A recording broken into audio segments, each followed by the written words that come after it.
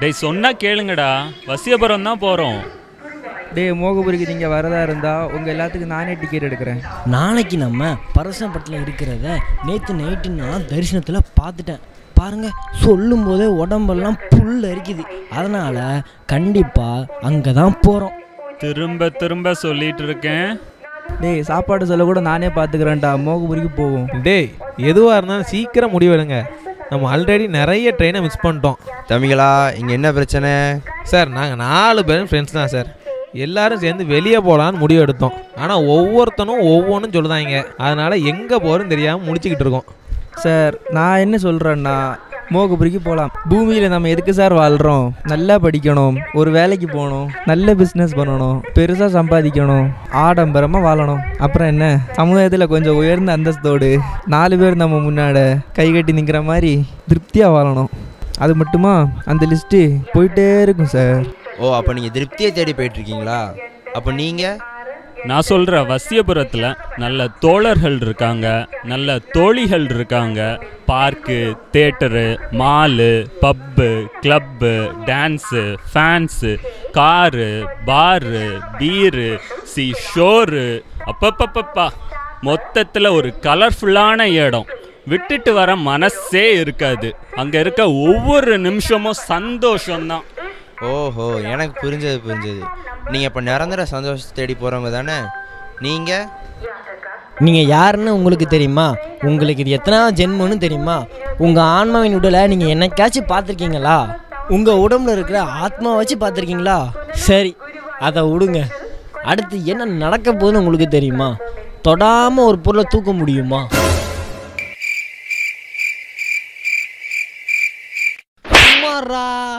ஏய் நான் காலை பார்த்தேன்ப்பா. இது எல்லாம் தெரிஞ்சுக்கணும்னா அதுக்கு ஒரு இடம் இருக்குது. அதாவது உங்களுக்கு தெரியுமா? ஏதாவது தெரியுமா உங்களுக்கு? நீங்கள் நிறைய யூடியூப் வீடியோ பார்ப்பீங்க போல். நீங்கள் என்ன ஒன்றும் சொல்லாமல் இருக்கீங்க? இவங்க சொன்னது தான் சார் எனக்கும். ஆனால் ஒரு பெரிய வித்தியாசம், இந்த 3 விஷயமும் நிரந்தர சந்தோஷத்தை தராது. ஆனால் எனக்கு நிரந்தர சந்தோஷம் தர மாதிரி ஒரு இடத்துக்கு போகணும், அவ்வளோதான் சார். அப்படின்னா நீங்கள் சொல்கிறது போல் இந்த 3 நிரந்தரமாக கிடைக்கிற ஒரு இடம் இருக்குது. அந்த இடத்துக்கு போகிற ட்ரெயின் ஒன்று பிளாட்ஃபார்ம் மேலே நின்றுட்டுருக்கு. ட்ரெயினோட பெயர் faith express. Train number JOHN 316. இதில் கவனிக்க வேண்டிய விஷயம் என்னென்னா, எந்த காரணத்துக்கு கொண்டும் போகிற பாதையில் வேறு எந்த ஸ்டேஷன்லையும் இறங்கிடக்கூடாது. இறுதியாக இந்த ட்ரெயின் எங்கே போய் நிற்கிதோ அங்கே தான் நீங்கள் இறங்கணும். அதுதான் நான் சொன்ன இடம். அந்த இடத்துல போய் நீங்கள் சேரணுன்னு தான் நான் ஆசைப்படுறேன். டே எல்லாரும் வாங்கடா, அவங்க சொல்கிற இடத்துக்கு நம்ம போவோம்.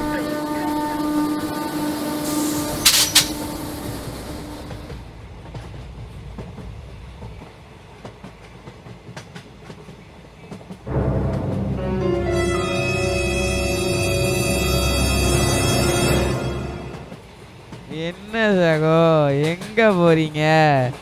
அது இருக்கட்டும், ரொம்ப குஜாலாக இருக்கீங்களே, நீங்கள் எங்கே போகிறீங்க? நமக்கு எங்கே, வசியபுரம் தான். என்னது வசியபுரமா? உங்களை பார்த்த உடனே நினச்சேன். எப்படி இருக்கு நம்ம ஊர்? ஊருக்கு என்னங்க குறை, அமோகம்தான். என்ன பாட்டிலுக்கு 3 ரூபா ஏறி இருக்கு, அது மட்டும்தான் குறை.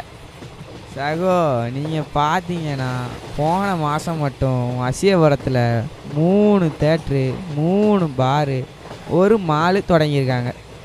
அப்பனையும் அம்மையும் தவிர மற்ற எல்லாத்தையும் வாங்கலாம்.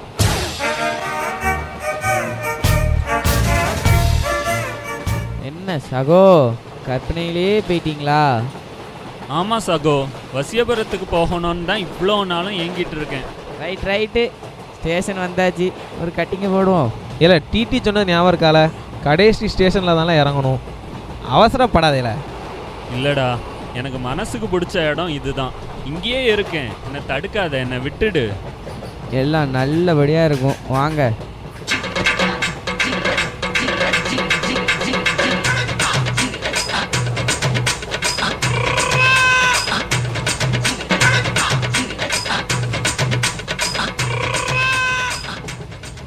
ஹாய் சார், நீங்கள் என்ன ஒர்க் பண்ணுறீங்க? நான் ஒரு பிஸ்னஸ் மேன். எனக்கு சொந்தமாக நிறைய கம்பெனி இருக்குது. அது மட்டும் இல்லை, நிறைய கம்பெனியில் நான் இன்வெஸ்ட்மெண்ட் பண்ணுறேன். ஒரு பொருளை தயாரித்து அதை விற்கிறதுக்கு சரியான இடத்த கண்டுபிடிச்சி அதை விற்று அதிலிருந்து பெரிய லாபத்தை ஈட்டுறது தான் என்னோடய வேலை. அப்போ நீங்கள் மோகபுரி போகலாம்ல? நானும் அங்கே தானே இருந்தேன், வெறுங்கையாக தான் போனேன். இப்போ பல கோடிக்கு அதிபதியாக ஆகிட்டேன். 5 ப்ரைவேட் ஜெட்டு வச்சுருக்கிறேன்னா பாருங்களேன். என்னென்ன சொல்கிறான் பாருங்க, கம்பி கட்டுற கதையெல்லாம் எடுத்து போடுறாங்க. இப்போ கூட ஒரு தீவை விலை பேசி முடிச்சுட்டு தான் நான் வரேன்.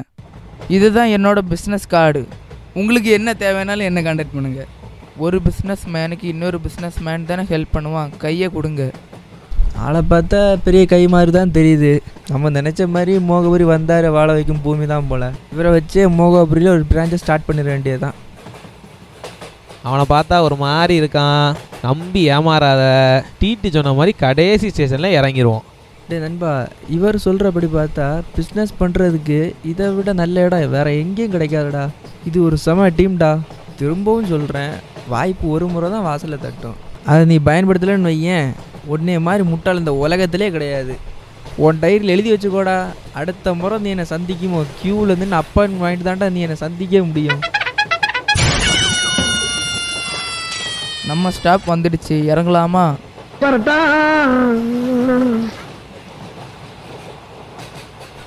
ஓ இந்த சொல்கிறேன் உங்கள் பேர் மோகன்தாஸ் தானே? ஆமாம். உங்கள் ஃபோன் நம்பர் 9488168214 தானே? ஆமாம். அது எப்படி உங்களுக்கு தெரியும்? உங்களுக்கும் உங்கள் தம்பிக்கும் நிலத்தகராறு விஷயமா 28 வருஷம் ஒரு கேஸ் நடந்துட்டுருக்கு. தெய்வமே, இவ்வளோ நாள் எங்கே தெய்வமே இருந்தீங்க? சொல்லும் போதே உடம்பெல்லாம் சிலுக்குதே. இது கனவா இல்லை நிஜமா? தெய்வமே, நீங்கள் எங்கேருந்து வரீங்க? எங்கேருந்து வரீங்கன்னு கேட்காதீங்க, எங்கே போகிறீங்கன்னு கேளுங்க. அப்போ எங்கே போகிறீங்க? நான் பரவச பட்டணத்துக்கு போயிட்டுருக்கேன், அதான் என் ஊர். உங்கள் பேச்சில் ஏதோ ஒன்று இருக்கு. டே நண்பா, பரவச பட்டணத்தோட பவரை பார்த்தியா? உங்கள் பேர் பிரகாஷ் தானே? உங்கள் ஊர் நாகர்கோவில் தானே? எப்பா, பயங்கரமான தெய்வீக வெளிப்பாடாலாம் இருக்கு. ஆமாம், அதுதான் என் பேக்கில் கொட்டை எழுத்துல எழுதியிருக்க. அவரோட பவரை பற்றி உனக்கு என்ன தெரியும்? தெய்வமே, அவனை விடுங்க. ஆன்மா மேலே அக்கறை இருந்தால் தானே அதெல்லாம் அவனுக்கு தெரியும். சரி, இப்போது நீங்கள் சொல்லுங்கள், பரவசப்பட்டணத்தில் இப்போ என்ன ட்ரெண்டிங்காக போயிட்டுருக்கு? போர்வை தான். ஆமாம், அந்த போர்வை மூடி தூங்கினா எந்த கெட்ட சொப்பனமும் வியாதியும் உங்களை அணுகாது. போர்வை மட்டுமா? அதுபோல் கர்ச்சிப், செங்கல், சாவி, தண்ணி, எண்ணெய், செருப்பு, இப்படி என்னெல்லாமோ இருக்குது. துஷ்ட சக்தி அண்டவே முடியாது. போன வாரம் ஒருத்தர் கையை இப்படி தான் தூக்குனாரு, உடனே 10,000 பேர் பட்டுன்னு விழுந்துட்டான். ஆஹா, என்ன ஒரு தெய்வீக அனுபவம். அதில் ஒரு ஆளானா இருந்திருக்க மாட்டானா? சொல்லும் போதே பரவசமாக இருக்க. கவலைப்படாதீங்க, இவர் ஒருத்தர் மட்டுமா? இவரை போல் எத்தனை பேர் இருக்காங்க தெரியுமா? வாரீங்களா பரவசப்பட்டணத்துக்கு? இல்லை சார், அவன்லாம் வரமாட்டான். அவன் கடை ஸ்டேஷனில் தான் இறங்குவான். யார் சொன்னா? அதான் ஸ்டேஷன் தான் வந்தாச்சுல்ல, வாங்க எல்லாரும் போகலாம். உனக்கு எதுவும் பாட்டு கேட்கு? இல்லையே, கேட்காது. அது எப்படி கேட்கும்? தெய்வமே, வாங்க நம்ம போவோம்.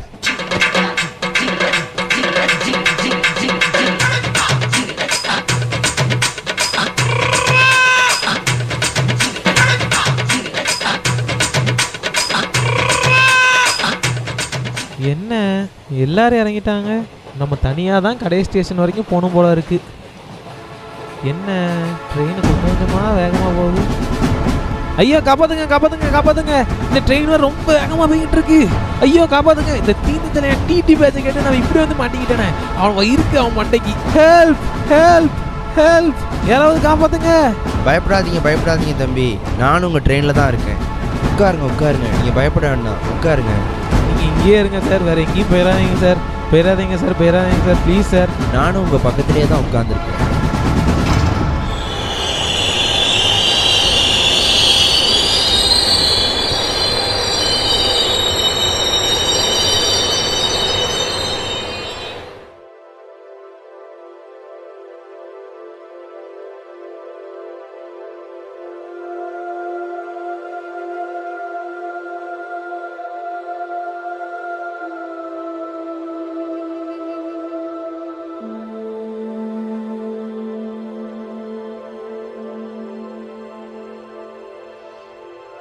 எப்பா எவ்வளோ பிரம்மாண்டமாக இருக்கு, பார்த்துட்டே இருக்கலாம் போல இருக்க. இவ்வளோ தூரம் காத்திருந்து வந்து நன்மையாக தான் முடிஞ்சிருக்கு. ஓடினேன் ஓடினேன், காரை துரத்தும் தெருநாய் போல் ஓடினேன். பப்புக்குள் நுழையாமல் சாலையில் ஓடினேன். வாசலில் நிற்கும் பவுன்சர் உள்ளே விடமாட்டார்கள் என்பதற்காகவா? இல்லை, உள்ளே இருக்கும் பாட்டிலில் குடிக்க கூடாது என்பதற்காக. கோடி கோடியாய் பணத்தை இறக்கும் வியாபாரிகளிடமிருந்து ஓடினேன். கோடியில் புரள தெரியாது என்பதற்காகவா?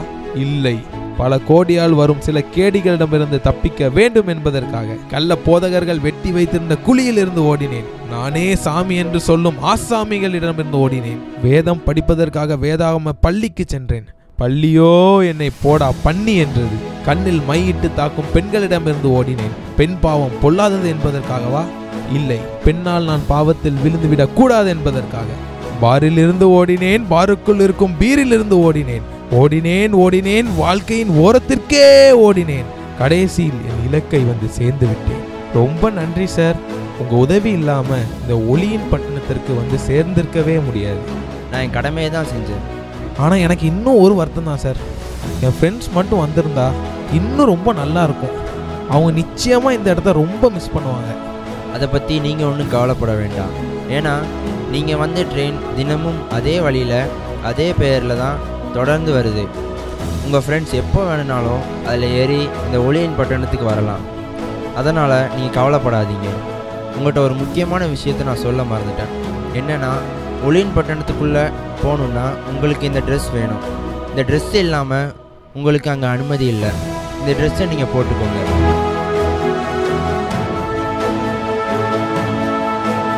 இந்த நாடகத்தில் பார்த்தது போல எல்லாருடைய வாழ்க்கையிலும் ஒரு பயணம் இருக்கிறது. அதில் சிலருக்கு தடம் மாறும் தருணங்கள் வரலாம். ஆனால் பவுல் சொன்னது போல, நல்ல போராட்டத்தை போராடினேன், ஓட்டத்தை முடித்தேன், விசுவாசத்தை காத்து கொண்டேன், இது முதல் நீதியின் கிரீடம் எனக்காக வைக்கப்பட்டிருக்கிறது என்று நம்முடைய வாழ்க்கையின் பயணங்களை நேர்த்தியாக செய்து முடிக்க தேவன் கிருபை பாராட்டுவாராக. நல்ல போராட்டத்தை போராடுவோம், ஓட்டத்தை முடிப்போம். ஆமென்.